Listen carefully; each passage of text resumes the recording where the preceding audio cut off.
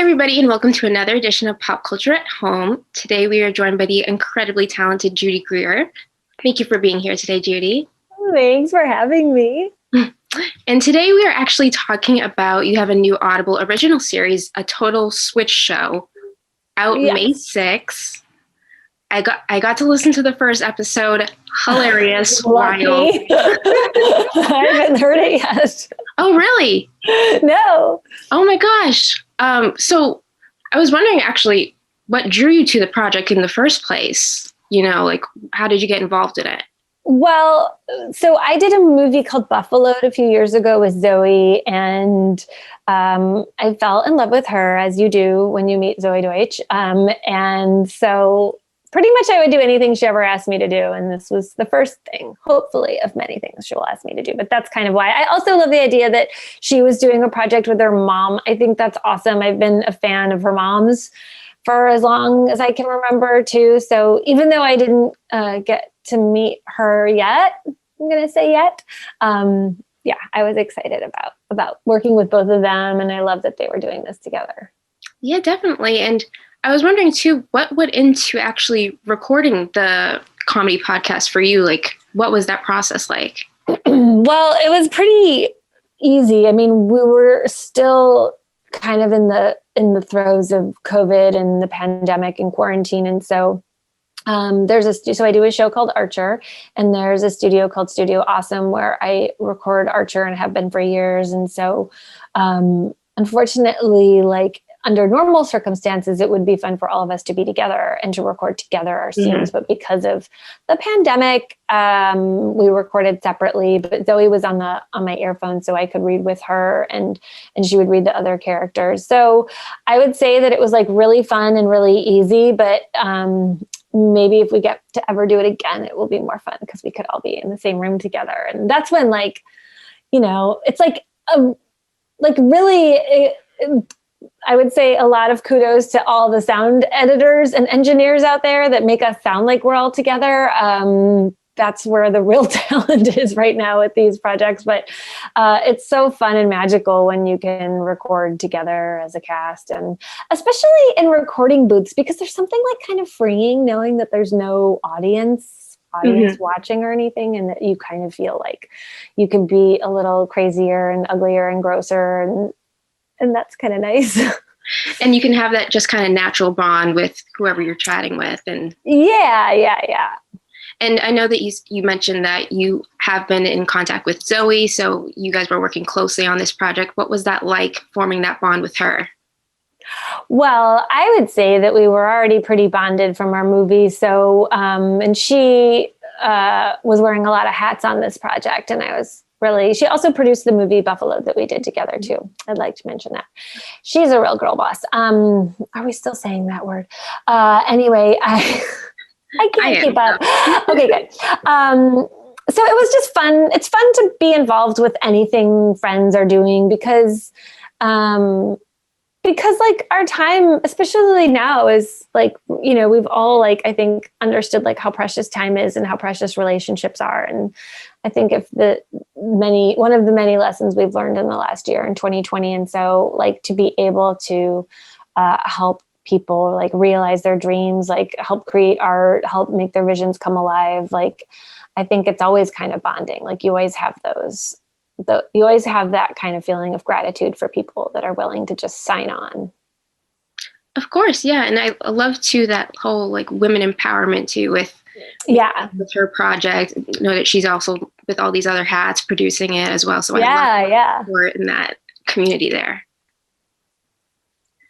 So I did want to ask too, I know you have your work with Archer, but I was wondering if there were any other like comedy podcasts that you listened to in preparation of A Total Switch Show. I probably should, but I'm like kind of more of a news podcast junkie. And so, yeah, I usually either listen to like news podcasts or self-help podcasts. So this was kind of different for me.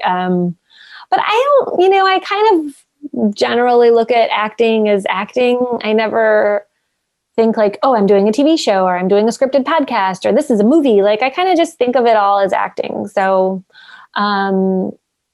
I wouldn't say I did like special things to prepare because it was a scripted like podcast for Audible or scripted Audible. You know what I mean? Like I didn't do special things. I just did. You kind of tackled it with the same kind of. Yeah. So what is that process? Reading the script. Nice thing about projects like this, so you don't have to memorize the lines. I'm always a fan of not having to memorize the line. And just trying to, like, within the first, I would say 10 to 15 minutes of recording projects like this, if you don't have the opportunity to have a table read or any rehearsal ahead of time, you can kind of get a vibe of what the tone is and then kind of lean into that. And this is a pretty broad comedy. You can tell just by what's on the page and what the plot is. So it was easy going into it to be like, okay, I think I kind of know what this is.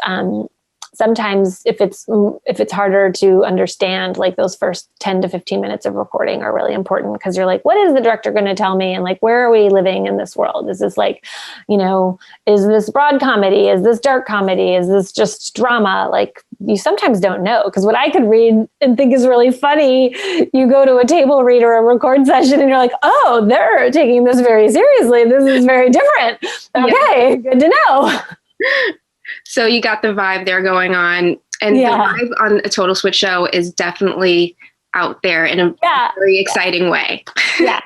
And I think that lends itself really well to the medium too. I think in this world, it's nice when things are a little bit bigger and a little bit broader and a little bit like more fantastic.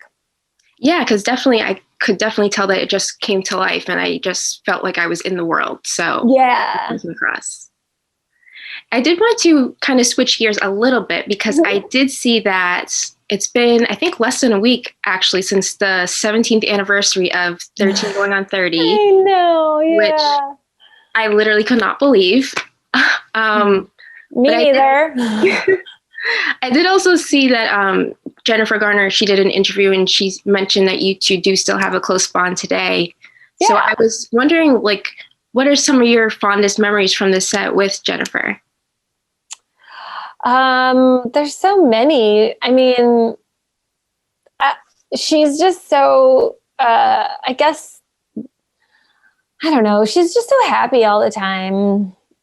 She was always like really positive and really happy. And I think when you meet someone like that, you just kind of want to be around them more. Like I think we stayed friends because, well, we liked each other a lot, but also I just liked how supportive and positive she was. She never complained. She never got in a mood. She just didn't, I don't know. She was just like really always happy to be around people, to be at work, she was always really supportive of everyone. And it was like infectious. Yeah. Like her attitude is very, and still is. And I appreciate like how hard she works, but she's like not one of those people that's like, so busy. Like like we all have those friends. You're like, I know you're busy. I get it. We're all busy. Like she's 100% the opposite of that person. You have those people where you're like, hey, how's it going? I just want to say hi. Like, oh my God, this week it's crazy. It's like, that's not a badge of honor. That means you're bad at time management. Like literally could not agree more with you. Right. Like, aren't we done with the, I'm so busy, I'm so crazy. Oh my God. Like, especially nowadays, like everybody's in a space. Exactly. I did what you mentioned that like it was such a joy to work with her. So would you be interested in like doing a sequel to the film or even like a project with her? We always talk about that. Of course, I would do anything with her. I mean, we're always looking for stuff to do together. Like we would love for someone. I say I would love for someone to pay us to hang out. Like that would be. So pretty much, Maybe even a podcast. I mean, oh my gosh, who knows? Throw me in a Capital One credit card commercial. I could be in the background of Neutrogena being like, "Hi, Jen." I mean, it sounds like something that needs to happen. So, hello, if anyone's watching this. There is still such a fandom behind 13 going on 30. So, all these years later, what kind of message would you have for fans who do still have such a connection with the film? Gosh, my message is thank you. Thank you for supporting for 17 years what we did. And for the new fans, like I'm really, we're thrilled to have you. Stay on board for another 17. If I was better at math, I could tell you what those two numbers together, 17 to 20, that would be what, like 34 years from now? We could like be celebrating the 34-year anniversary, all of us together. But I also think that when you make a movie that like just comes from a place of like love and goodness and happiness and what we were doing when we made that movie, like it doesn't really surprise me actually, because we were like all our best selves on that set.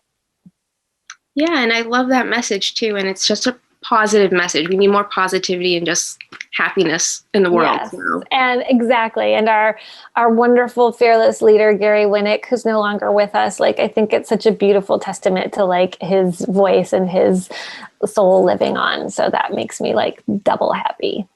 Yeah, I love that. And I think that's such a lovely message to end on. I would like to thank you so much, Judy, for today, taking the time. Thanks for having me. Sorry I didn't put my makeup on. Oh my God, don't worry about it at all. This was such a joy, so much fun. Just thank you so much for the show. More on Judy Greer. Definitely stay tuned to popculture.com. Bye, everyone.